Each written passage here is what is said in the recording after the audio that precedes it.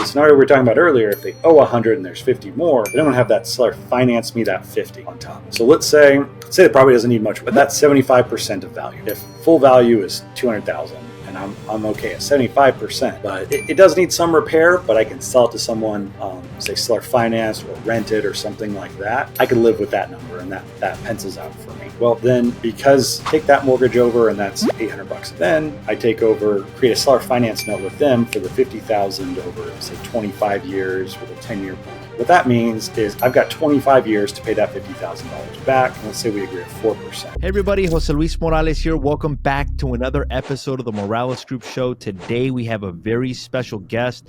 His name is Lance Wakefield. He is coming to us from the great state of Texas. And today he is going to be teaching us about creative financing, specifically if you want to learn about subject twos, you want to learn about seller financing, and if you want to learn about wraparound mortgages, he's going to be walking us through that process as to how to talk to the client about that, as to how he goes about deal structuring. This basically allows you as an investor to be able to capitalize on more deals instead of always just thinking that you've got to buy them at a certain ARV. This just gives you a lot of different options. Now, I will be transparent. I don't know a lot about this. I haven't done this a lot in my career, but Lance is the perfect person to teach us that. Welcome to the show, Lance. How are you? I'm good. How are you doing? Good, man. Good. So for our viewers who don't know who Lance Wakefield is who is Lance Wakefield, and then how did you get involved in this wonderful world of real estate investing? I'm a real estate investor. When it comes to residential real estate, I've done pretty much all of it. I've developed homes to wholesaling, seller financing, sub-2 deals, wrap mortgages. You name it. I've kind of done it all, done lots of fix and flips. I have a lot of rentals. I have a seller finance portfolio. So I've experimented with a lot of different things, and I'm not like the expert on seller financing or terms, but I've done about 70 deals around it. So I know a few things, some of the majors, what to do and what not to do. So let me ask you this, Lance. Is seller financing your preferred method of buying properties, or is it mainly, hey, look, I'm going to wholesale it or flip it? If that doesn't work out, then when is it that you start going to this creative financing world? Yeah, so in a perfect world, first we always go for the cash offer. If that doesn't work, we'll try terms. And usually how that comes about, that transition, is pretty simple. If they're like, typically where deals break down when it comes to cash deals is price, right? Like, I'm going to use numbers for Texas because they're just numbers I'm familiar with. They're a lot cheaper than probably what you see. But if I'm negotiating with a seller and let's say ARV's 200 and I can pay max like 120 and they have to have 150, and that's what I can do. Well, then I'll kind of flip the script on them and say, all right, I don't know if I can, but if I could do your 150 and you had to take it in terms, would you be open to that? And if they say, okay, or what do you got, or what would the terms look like, we just start discussing it. How I look at it is your purchase price is like a lever you can pull, and it's something you can adjust. You can, increase that purchase price to get someone to buy. You can decrease the amount of days that you have from contract till close. Those are levers you can play with. When you add seller financing and terms and those sorts of things, then you're just giving yourself additional levers. Like you can make the price higher, but they got to make the terms better. It's like right now, banking terms kind of suck. So it's easy for a seller to still get good terms, but they're still way better than the banks. It's like I can offer a seller 4% interest. And for me, I can't get a bank to touch me anything under like 6.5%, 7%. So I'm saving interest, and then they're making more money on the other side. There's some other really cool things they're doing at the same time. They're avoiding capital gains tax, or at least deferring it, because they're not getting principal back. And by not getting principal, there's no capital gains to pay. So there's a lot of advantages. And so that's like a tax lever over here that a lot of people don't think about, but I can pitch that as a benefit to them because you don't have principal back in order to pay capital gains tax. So you're avoiding that. So there's a lot of advantages to a seller to finance to me. and a lot of advantages for me to seller finance to other people. So let me ask you this. Let's walk through that. Let's say that you ask me, hey, look, if I can do the 150, would you do terms on it? What's seller's typical response? Is it like, what is terms, or what kind of terms were you thinking? And then do you tell them the terms that you're thinking, or do you ask them what they're thinking? Like, what's the right approach? So the next question, if they're like, oh, what are terms? I'll be like, well, let's just dig in and I'll kind of lay out what it could look like. And before this, I will have always asked, like, what are you doing with the money? Like, that's something I ask usually pretty early on in a conversation with a seller, is like, what are you going to do with this money? What are your plans? And if they've got to put it somewhere, like, oh, I have to sell my house to pay off whatever, it's probably not an option. But if they're like, I don't know, or they're more flexible around it, and even if they're not, I'll still throw it out to them. Um, but that's how I start out, is just like, where where is this going? Then I'll start asking them about their mortgage. What do you own the home? How long have you been paying for it? When was the mortgage originated? What's your monthly payment? What's your taxes and insurance? I'll start asking all that, get my head around all of that. What does that look like? What rate are you at? And a lot of times they'll say, I don't know. And I'll say, hey, can you get a mortgage statement out? Or like the last time, every time you pay your mortgage, they send you a statement back, like that you paid. And all your information's on there. So I'll say, get that out, look at that, and give me your information. If they don't have it, I'll say, okay, well, when can you get it? And when should I call back? And we'll go at it like that. But the first kind of thing I do is, like, if they've got that 150 number, and like, let's say they owe 100,000 exactly on their home, well, I need to know that in order to structure the next piece. I can't just start going.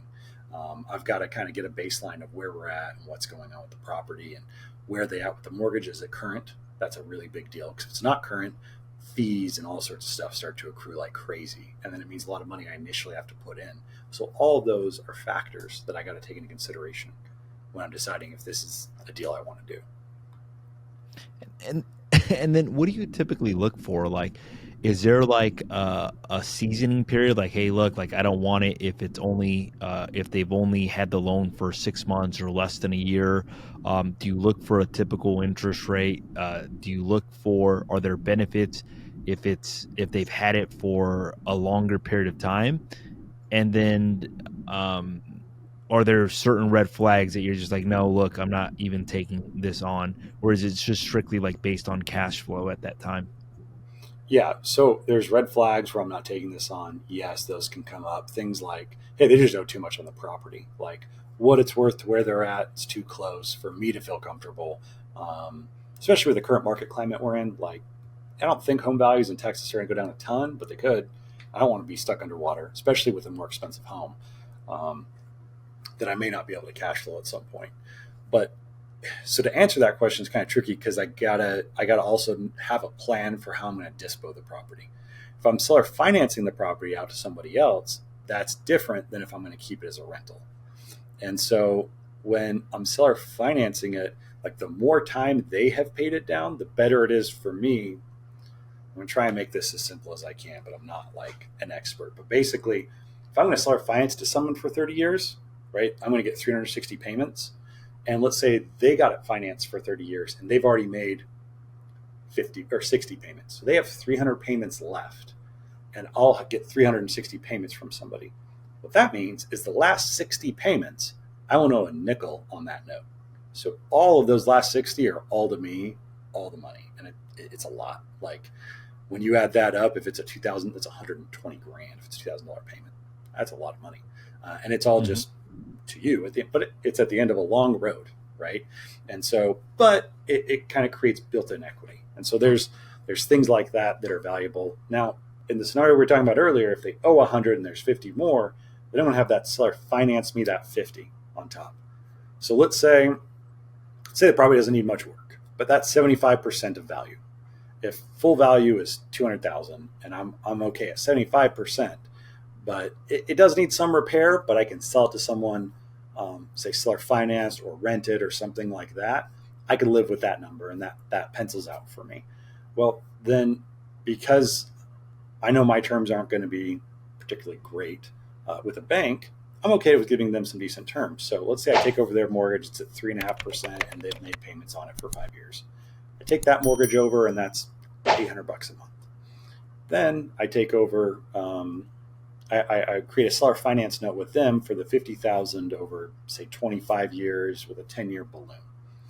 What that means is I've got 25 years to pay that $50,000 back. And let's say we agree at 4%.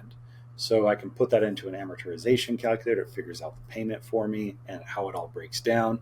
And then at year 10, I balloon, which means I have to then pay them off. And they get all their money. And that works really good for older people. Like if you're 80 and you're going to be dead in 20 years, or 25 years, you don't want a 25-year mortgage. You might want a 10. But some people who are dying understand the value of just passing the mortgages on to their kids, because then the kids can't blow it all. And it's a fixed monthly payment slowly coming in that is very fixed for them. And it's very, predictable. And some people, that's what they want their kids to get. So it just depends on the person. And so you're working through all of these different things with people when you're figuring this out. And it's a little bit different. It's not a sales thing anymore. It's just all creative. Like, what are their needs and how can we make this work for us? The 10-year balloon protects me so that for 10 years, I know I'm at 4%. But anytime in that 10-year period, if rates go below that, it might be a good idea for me to refinance the whole loan. And so it just gives me all these options. So in this scenario, to lay it out, it's not simple, unfortunately. I wish there was a really simple way, but it's complex and it just takes, my recommend is try doing it. Like if you try doing it a few times, you see the complexity of it and you can figure it out, but there's a lot of layers to it. So in this scenario, the owner would be financing like 100% of it via you taking over their loan and then financing the $50,000 of it. Obviously, they're only going to do that if they don't have plans for the $50,000. Like they're not going to pay off their mortgage. So that's what you'd be finding out in your conversation with them to see what the plans are for the money. You may still be able to give them their price that they're looking for, but now it's structured.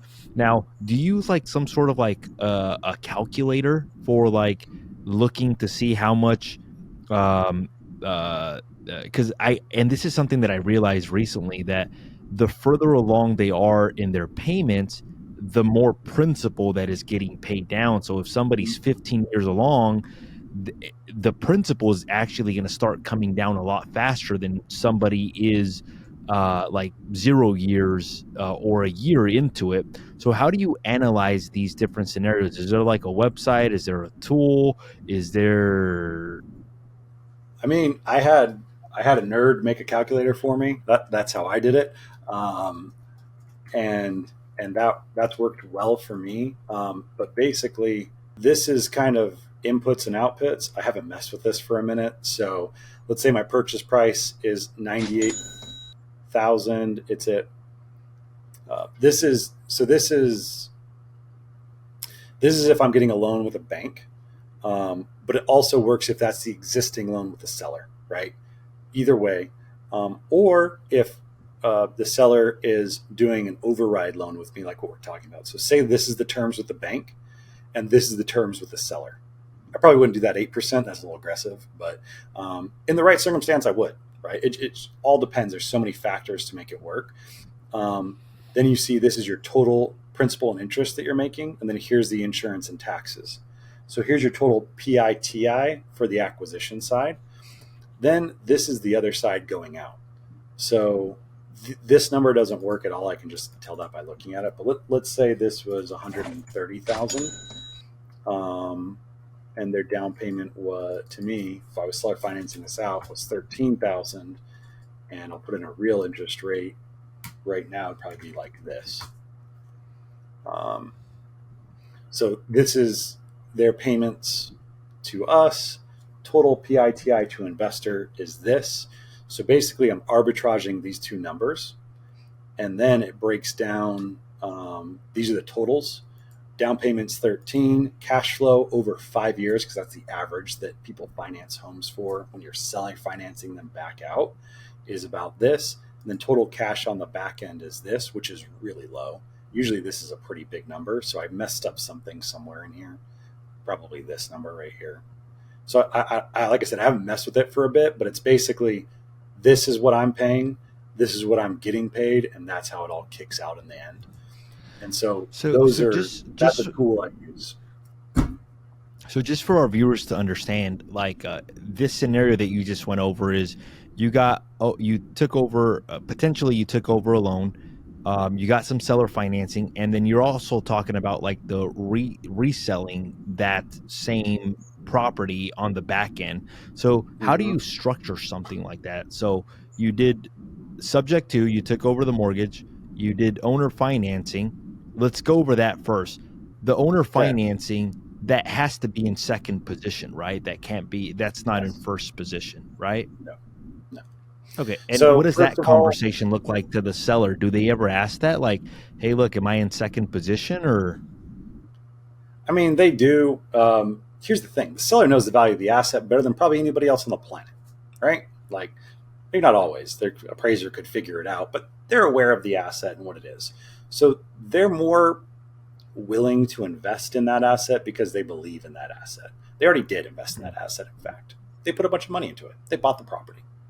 They signed on the dotted line that they owe all this money, and they're already invested. So they're in it, right? So how how I handle this is once we're talking terms, I'm figuring out what their needs are. Once I understand that and I lay this out to try to meet their needs, when I lay these terms out, we figure it out. There's two things that are happening. One is I'm I'm not assuming their loan. That's not what's happening. To do a loan assumption, you have to get approved by the bank. Not doing any of that. I'm just paying their mortgage. So I'm going to get their information. I'm going to get the like we close, I'm going to get the login information. I'm changing the address, the mailing address to my office address, and I'm going to be paying that mortgage every month. Now, a lot of people throw their hands up and say, "What about the due on sale clause? You're going to get called out on it, yada, yada, yada."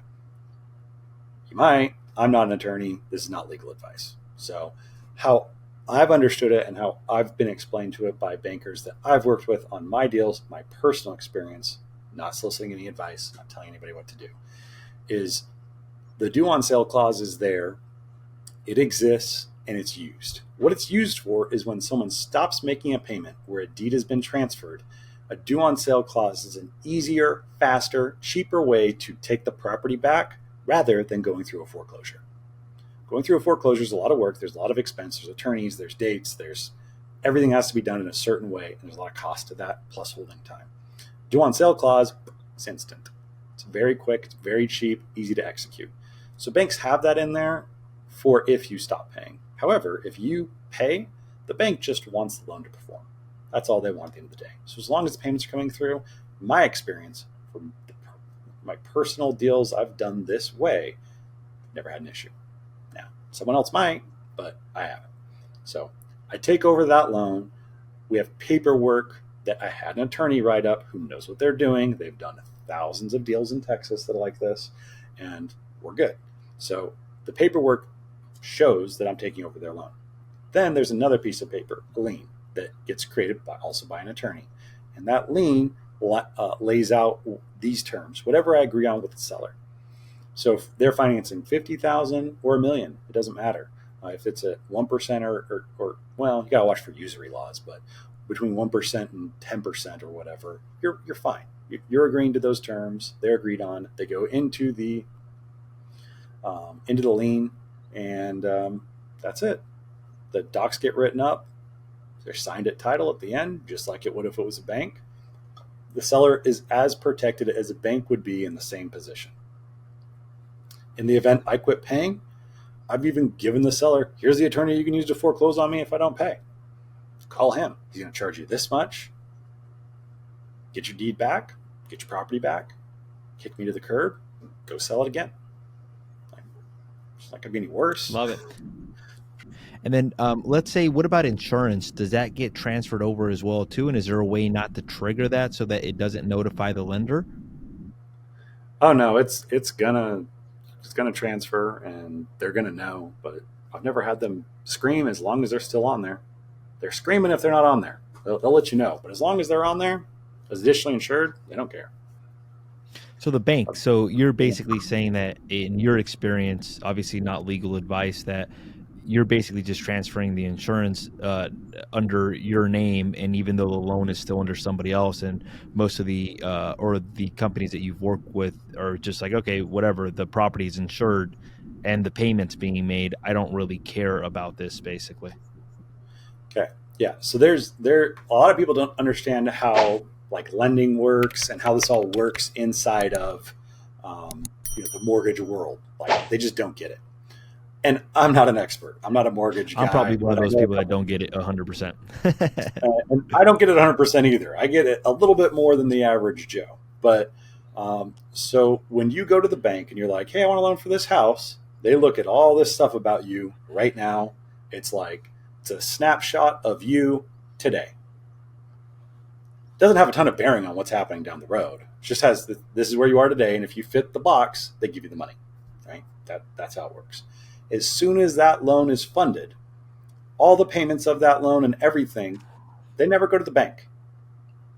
Not a penny of it does. It all goes to a loan servicing company. All the banks have loan servicing companies. There's lots of large loan servicing companies, and those loan servicing companies service the loan, meaning they take the payments, they do all the tax stuff. So at the end of the year, when you get that little tax statement that says, here's the principal you paid, here's the interest you paid, here's what you owe, here's what you can, whatever, all of that comes from the loan servicing company. They're the ones who are going to interact with me, the investor, and Mr. Seller, not the bank. The bank's out of the picture. They just want their payments every month. They don't care. They want nothing to do with any of this. Your home burns down and insurance cuts you a fat check. That money goes to the loan servicing company. Loan servicing company holds it and distributes it to you as you do the work to get it redone, not the bank. They don't touch it. They don't care. Where they hear about it is once you're in default. Once you stop paying, it goes onto their radar. Till then, they don't care. They don't want anything to do with it. Their job is to go write more mortgages. That's how they make money, and they want to stay in their lane. They don't want to get involved in servicing these mortgages. No interest. They just want the checks to keep coming. So if the checks keep coming, for the most part, I've never had an issue. But I make sure the checks are on time. I make sure they're the right amount. I make sure the insurance is in place. I make sure all the boxes are checked so the servicing company has no reason to scream. They don't care either. They just want to check their boxes because that's how they get paid every month from the bank. So, like, I'm just looking at motivations of these different entities and, like, what is their motivation? Servicing company is making sure the payments are in, make sure the boxes are checked. So if I keep the boxes checked, they don't bug me. And the banks, they don't care. What do they care? 2008. That's why they don't care. Everybody knows they don't care. If they cared, 2008 never would have happened. So they're out of it. They're like, they wash their hands. That loan is made, and now it's a marketable asset that they're going to sell to people, which is actually interesting because I've sold notes too. Selling notes is another great way to invest and make money. So there's a lot of different things you can do with these notes, but it's not probably going to What get covered in a 30-minute podcast. What about the ability for the seller to buy again? Does them keeping on another loan affect their ability to be able to purchase again? And are these subject to deals usually done on shorter term, like meaning like, do you ever get subject to deals where they allow you to take over the loan for all 30 years? Or is it typically like a 5 or 10 year process? Yes to everything. It really depends on the situation. So I've had sellers that need it to end sooner. So for example, it depends on the type of loan they're getting. If it's like an FHA loan and now they're going to go conventional, then what they have to do is they have to show that that loan that they had is getting covered by someone else. It's like showing a lease on your rental On a property. So if car. you live at home and you move out and you then lease the home, well, you can show that there's income coming in from that. It's covered, and so it doesn't ding your debt to income ratio that the bank's going to look at when you go get a loan. Same thing here. Or We right it, was that I've I've heard it's almost like a car too. Like, let's say you're a co-signer on a car and you never made the payment on the car, somebody else is making the payment, that you can still qualify for the loan, the new loan, as long as you can prove that somebody else is making the payment for the car, basically. exactly? So remember when so we can show them the sale of the property and the contracts that we made. One to pay them, so the income from their seller financing, if that's part of it, as well as my agreement to pay the mortgage, and then proof I've been paying it. And like I'll help them with all that, and we have done that in the past, so that they can go get another loan. Where it does impact is if you have a VA loan.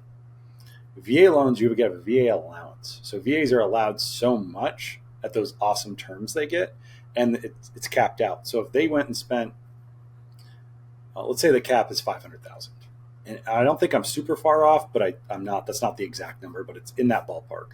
So if they've got a loan for, let's say they owe 200,000 on this house that I'm taking over of theirs, they have 300,000 left to go and buy. As long as they're looking to go buy under 300,000, they don't care. Now, if they need to go buy a $500,000 house, it's going to impact them. It's not going to be an option for them. That's why I say, like, it's so deal by deal. This is custom stuff.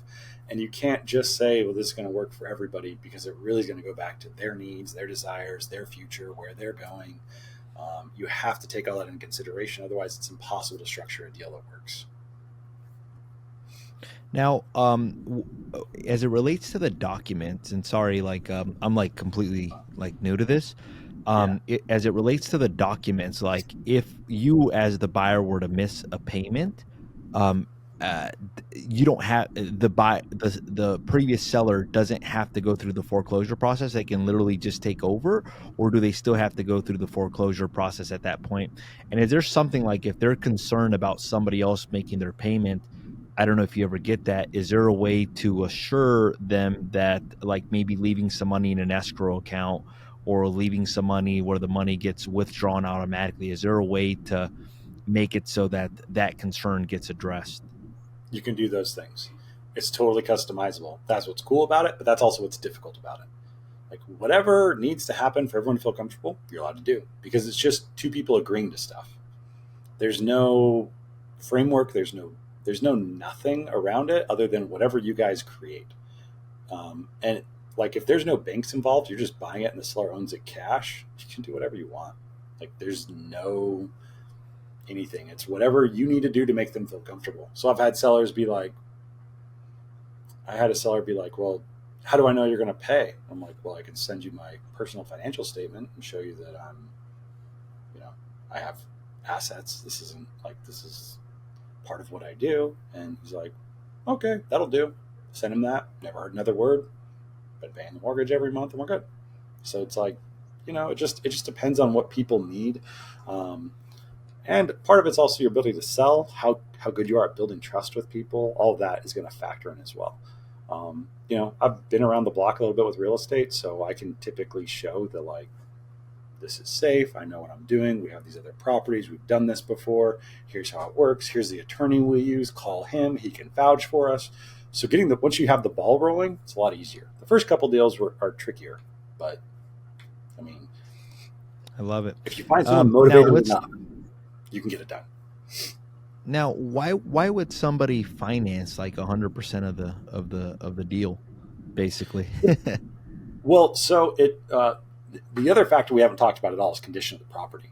So this can be a big factor too. Like, we're all assuming, we've been living in this world for a long time, that, like, you put stuff on the market and it sells and the values just keep going up. That's the world we've been in since 2010. And so that's not always the case. Sometimes people buy bad properties. Sometimes they let property, like, really dilapidate and get in a bad shape. And so those can be factors. So for example, let's say, why would somebody want to finance? Well, if they had a property that was in really bad shape, they couldn't sell it on the market, but I would pay what they want for it, but I'm not going to put any money down because I'm going to put money into the property. They're like, okay, fine. In order, they know they can't sell a property. So if I'll take it, they probably know I need to do something to be able to sell it. And so I'm going to do whatever work that needs to get done in order to sell it. And that's how that would work. It really, again, I keep saying this, but it's really just whatever works for both parties. Where you want to be good as trying to acquisition these types of deals is the questions you're asking. Like, what questions, if you're trying to understand what their goal is, and what their needs are, you got to figure that out through asking the right questions. Like, and I experiment with them. Like, okay, well, what if I could pay this off? I don't know. Like, I don't know if I can, but what if I could pay this off and I couldn't pay this off for 10 years? And sometimes I can't, because where their terms are at and where bank terms are at, in order for it to be a good enough deal for me, I've got to know I have that, say, 2% interest rate fixed for this amount of time, because that's the amount of time that I'd be paying the bank that much more to make up the difference. That was complex. Let me kind of break that down. So if I buy a property for $100,000 with a bank, and let's say it's at a 6% loan, and I'm paying $800 a month of interest, let's say, or it wouldn't be quite that high, $500 a month of interest and $100 a month of principal. Let's say that's the breakdown for my loan. Well, every month, $500. So over the course of a year, $6,000. Let's say I'm paying $25,000 for this property. Well, how many years does it take me to make that up at that rate? Well, it takes what is that? 25,000 overpaid. It takes me 5 years roughly to make it up. Well, I'm not in the business of like, hey, let's just wash and call it all good. I got to make money. So 10 years. I need 10 years at this good rate because it's saving me that money. And like I've done rates where it's 0.1% is my interest rate. I have to have an interest rate because I'm making payments. So I put a super low interest rate, but I'm paying them more for the property. So the sellers get fixated on this number, right? I've got to get this high number. Okay, I'll give you the number, but I want to pay no interest. With a bank, I'm paying all this interest. So you look at an amortization table, and over the course of however many years, you're usually doubling what you're paying for the property. Well, I'm not doubling. I'm paying 10% or 15 or 20% more than I normally would feel comfortable doing. But if I can do that for the term of the loan, I'm saving a ton of money off of what I would have paid the bank. So for me, it's a win. For them, it's a win. Plus, there's another bonus that they get. When they're taking payments in, they only pay capital gains on principal they receive. Now, when it's super low interest, it's almost all principal. So they are paying principal, but it's like in manageable chunks. Especially if you're in a high tax bracket, it could be 40% capital gains. So you sell a property for $100,000, 40 grand goes to Uncle Sam. And I'm not a CPA either. This is just my experience. So you could have all that going. And if I can say, hey, look, usually it's not a very low interest rate. Usually it's more like a, 3, 4, 5% interest rate, where the amount that they end up paying in capital gains, they make more than that in interest received over the term of the loan. So let's say they were paying $40,000, but let's say they had that loan with me at 4 or 5% or whatever, and then over time, the interest that I'm paying them, instead of it going to the bank. Now this has to be a little bit better deal because I'm paying more in interest, but instead of going to the bank, it's going to them, and they're getting. They're only paying capital gains on the principal they receive every year, so it's a lower amount, which can also help lower the tax bracket they're in. Plus, they're getting so much in interest, it's actually paying for all the capital gains and more usually. So there's ways to structure it where there's so many factors in a deal, and people usually overlook all these other factors, and they're just tunnel visioned in on cash offer. That's what I can make work. But once you start doing these other things, you just create so many more options for people. And most people are scared or don't understand how to present these options, so they never do. But what you're doing in this scenario is you're presenting these options and giving them a choice that no one else is, which really sets you apart already. You're offering them something that they can't get anywhere else, because most people are terrified of this stuff. So, and a lot of it's because of stuff like we talked about, due on sale clauses and things like that just scares everyone away and they don't want to touch it. Yeah, but I think there's opportunities, especially now. Like I'm noticing more and more like people doing things more creatively right now, because the real estate market for a long time was going up and there was no need to do stuff like that. Even wholesalers could pay top dollar because 3 months from now, the market was $20,000-$30,000 more. So even if they overpaid for the property, but now that that's not happening, there's people that are dealing with life situations where they got to sell, they got to move, they got to relocate, they need something bigger, they need something smaller. So more solutions are required. So let's say that in that same scenario where you did the 100, took over a loan at 100,000 and then seller finance 50. And let's say you can either now choose to keep that as a rental for yourself, or you can choose to sell it to an end buyer. If I wanted to sell it to an end buyer, what are the different ways that I can structure that? So back in 2020 and 2021, I did a fair amount of seller financing. Part of that was a factor of the market. Part of it was the conditions in the market were really good for it. Like interest rates were low. We could offer reasonable interest rates. And then it was also like kind of a niche in the market. There weren't a ton of people doing it. Unfortunately, January 1, 2022, Texas changed some of their laws to make wraps much more difficult. And when I was seller financing, I was buying a property cash at a discount. I would then go to the bank and get a loan for it most of the time. There's times where I did terms from the sellers, but that just makes everything a little bit more sticky. So typically I would go get a loan from the bank, and then I would go over to, I'd go out and I'd put the property out on, Facebook and anywhere I could for sale, Zillow for sale by owner, and I'd write in the write up what the terms are, and I would require 10% down, 10% interest. And so my interest rate with the bank was usually 4.5 back then, 4.5, 5, somewhere in there. I'd go and get that loan, and they'd fund me 75% of fair market value on it. I'm usually buying right around that. And then I'd usually sell it out at like 100, 105, 107% of fair market value. You sell over market value as a seller finance because they can't get a loan anywhere else, and you're willing to offer them a loan. And you're charging them a higher interest rate, you're charging them a normal down payment. And there's closing costs. So they come in, they pay the down payment, they pay all the closing costs, they pay your higher interest rate, and you just arbitrage.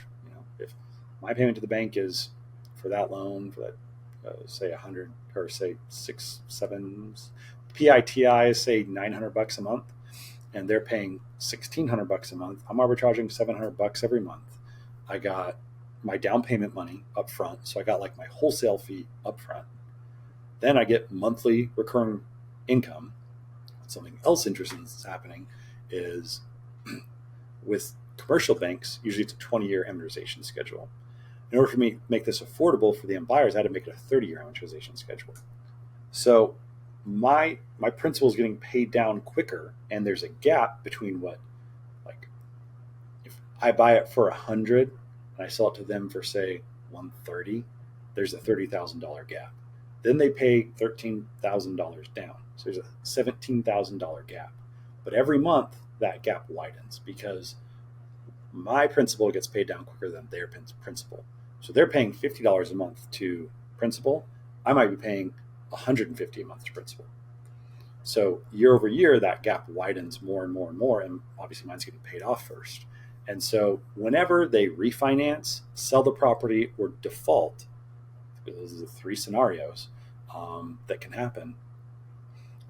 I've then got a property I owe dramatically less on. So if they refinance or sell it, like that end buyout that I get just grows every single month. It's like a savings account I don't have to put money into. It's freaking sweet. So those just get bigger. So that's how I would basically structure it. That's what I was doing, is I was going out finding somebody who couldn't get a loan, whether it's because of documentation, credit, income. They have income, but they don't have as provable income as a bank would require. We'd be more flexible around that stuff.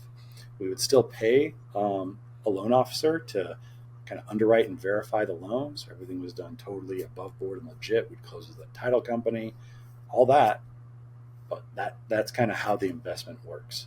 And we'd wrap the mortgage I got with the bank to that end buyer. So I'd have a first mortgage with that bank for whatever, and then whatever they owed, that 117, they would owe me in a second. So my position solidified by a second position, and then my bank loan is still in a first position. I'm still guaranteeing to the bank that first position. So in the event the buyer misses a payment, I don't miss payment. I keep paying the bank.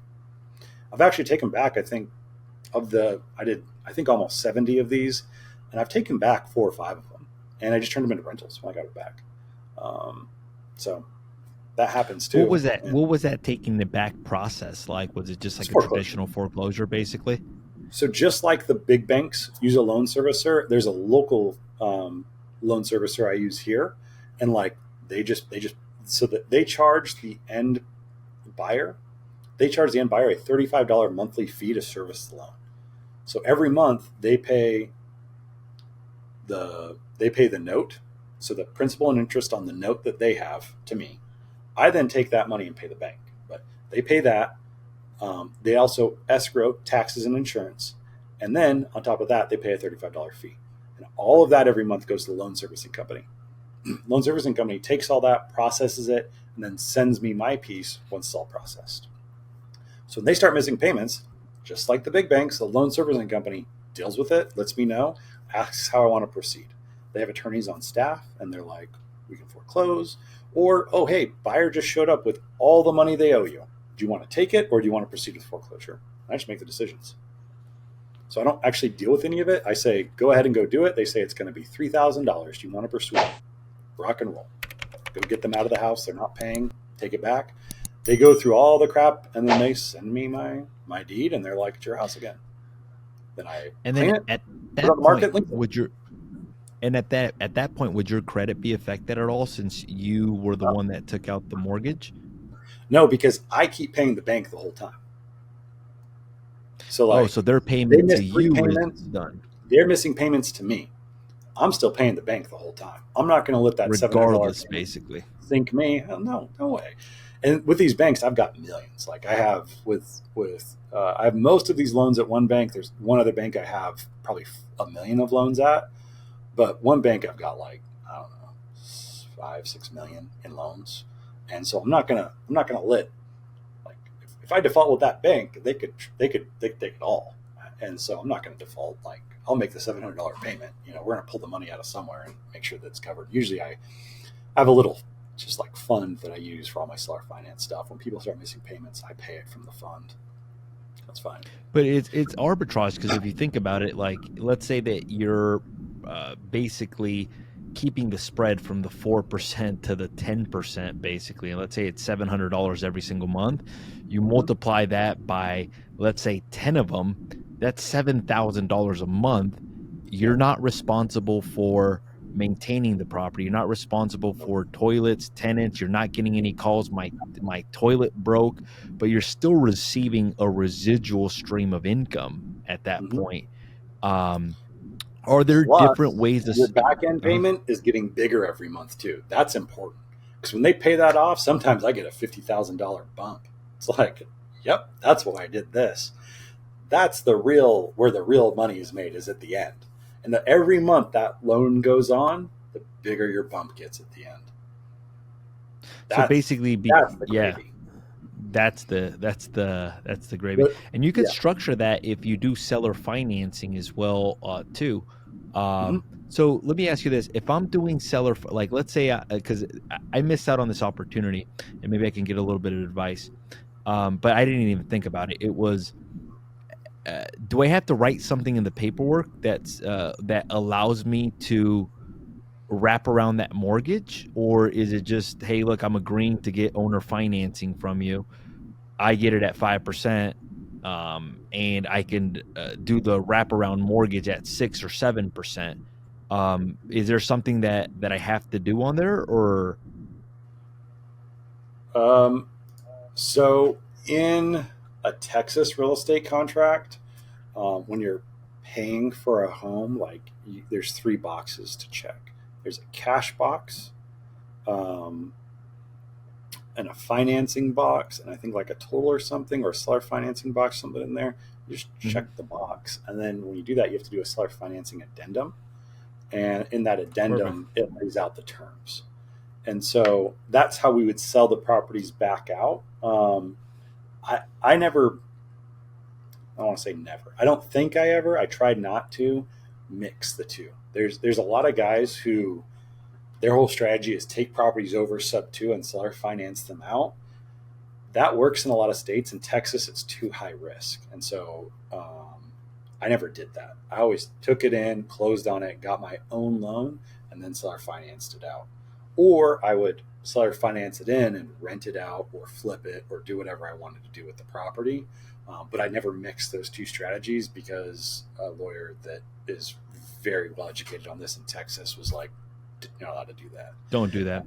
So So I what you're didn't. saying is that if you did a subject to where you took over somebody's loan, you kept it in the portfolio in That's right. house versus trying to basically now. But if you got seller financing from the owner instead of taking over somebody's loan, you can do a wraparound mortgage Oh, on that, basically, no yeah, problem, basically. no problem. Yep. That's yeah, that's totally okay. Um, it's it was just never an exit that I don't think lined up, and if it did, I was just always weary of the advice he gave me because Texas is very Yeah. particular about some things, and you don't just not worth it. And some of the penalties that I've seen get levied on guys who, they just tiptoed a little too far across the line is brutal. So I don't mess with it because it's just not worth it. It's Like not worth it there's other at ways, that point. but that's just for this state. It's very like lease options are illegal in Texas. Basically, they're not. You can do them, but the risk versus reward, it's not worth it. But most every other state, it's fine. And so it's just Texas has some weird things, and so it's a state specific thing that really lease options are better than seller financing because you hold the deed, so you get the depreciation on your taxes, and so there's a lot of advantages to lease optioning. Um, but that's that's a whole other conversation for a different podcast. How does this get handled? And this is kind of technical, but like, let's say you take over somebody's loan subject to, and then technically the loan is still under them. So do they receive the amount of interest, the statement of interest that they paid at the end of the year, or does the new buyer receive that? And who gets to claim that? Is it the old owner, or is it you taking over? Do you get to claim that, or no Great idea? question. That is a tax question Accounting that question. I've never Got dug into, but that's something I should know. Um, it. I would guess that I don't know. I'm not going to answer. I'm not going to guess. I don't know. Not a problem. Cool. Anything else that you think would be important in this seller or creative financing? Any different ways to structure it on the back end or anything else? Or maybe like an example of like one of the craziest deals that you structured or something that was like pretty unique? So, like it's unique because you can mix and match strategies. So you can take a sub two strategy, add a seller finance strategy, and add cash to it too. So like there was one seller who he needed, I want to say 10 grand or something. He had to get 10 grand, but he'd give me the home like sub. He needed 10 grand to like move, or I don't remember what it was for, but he had to have the 10. So I gave him the 10,000 cash, and then I took over his loan sub two. His home needed like it was like a paint and carpet type deal. So took it over. He moved out. He's gone. Paint and floored, whatever it is we did. So I was out 10. Call another 5 or 6 for that. But that was all the cost. There was no closing cost. It was just signed deed, $35 to record the deed, and I'm out. Like everything's done. He's moved out. I make his payment for a month or two, and then I think we bought the home for I don't know 175 and sold it for like 250. I mean, it wasn't a crazy deal. It wasn't like, oh man, we're just set for life off this deal or anything, but it was a really good deal. It was super easy. We avoided all the closing costs. We were able to fund him and the repairs on our own. Sold the property a couple months later and made like 75 grand on it. And it was just such an easy deal and such an easier way to transact everything. I didn't have to go and find hard money. I didn't have to give down payment to hard money. I didn't have to do any of that because at the time, that's the only way I could fund properties was hard money. So by getting him to agree to the sub two, it just made it all so easy. And I did it just like I said. Like he told me his number, and I'm like, oof, I don't think I can do that. He's like, well, I gotta have this. I'm like, how much cash do you actually need to walk away with? He's like, I need this much cash. But he was in a pretty good place on the property, and I was like, you know what? Let's do it. And tried it out, and it worked out. And I don't know, I think I did a dozen or two deals where I got financing in from someone, and I did a ton where I financed out to people. Financing in, one of the easiest places to get sub twos is VAs. If you're like in an area that's got a lot of VAs or a base or something, um, and from what I've been able to understand, the reason for that is they just don't care because they didn't put any money down. Like they look at it like I was basically renting this house because it's honestly cheaper for them to buy it than it is to rent. Like if you go and rent a place, what do you got to pay? You got to pay first month's rent, sometimes Yeah. first and last month's rent, and a deposit and applications and pet fees and all this crap. VA, when you go and buy a home, like they cover everything. And then you make your first mortgage payment 45 days later. So it's like free, right? So they go in it and they make their mortgage payments and then they get deployed or then they move or they get transferred or whatever. And they're like, it's like, well, I'll just take over your loan and it's it. the best terms ever. And they're just like, okay. And they're fine with it. So that's where I've had a lot of my experience is just sub-2ing from VAs. But to what you said earlier, it's been in the market that's just been like this, where there's been no need for it. As sellers get more motivated and uh, if the market worsens, then everyone becomes more available, more willing to do it. And so we're actually for the past, I'll be straight up, like I did a bunch of this where I did deals coming in 2018, 2019. And then I didn't really do too much more in 2020 because I flipped over to the other model. Did a few here and there, they'd come in, but I wasn't going for it. We actually just hired somebody who started today to do creative financing, like exclusively. So our acquisition guys are working deals cash. That doesn't work. I mean, you saw I think I've made it clear. It's very custom. It's very difficult to do. I mean, I shouldn't say difficult. It can be quite complex. And I don't want them to try and understand all that along with all the negotiation and linguistics and everything it takes to negotiate deals. So basically, they're going to try their cash offer. If that doesn't work, it's going to our creative guy. He's going to try every crisscross way he can of sub-2 seller finance, work this, balloon that he can think of to get it to work. If that doesn't work, then it goes to the agent team, and they go get a listing. And so we're trying to take these leads because these leads, like we spend a lot of money on marketing, and we're trying to get as much as we can back out of it. And by just offering cash offers, I know that we're losing a huge chunk of the market. I mean, we don't convert over 3%. Yeah, I took a class by Eddie Speed one time, and when I took it, I was just like, man, like there's so many different ways. And then what he talked about in the class was that the longer you get the loan for, the better off you are because of the time value of money, like meaning a 5-year loan is less desirable than a 10, 20, 30-year loan. So he said that sometimes like if a seller wanted like a 3% rate, he says, well, look, what if we do 3% for the first 5 years and then we do 4% for the next 5 years and then 5% after that.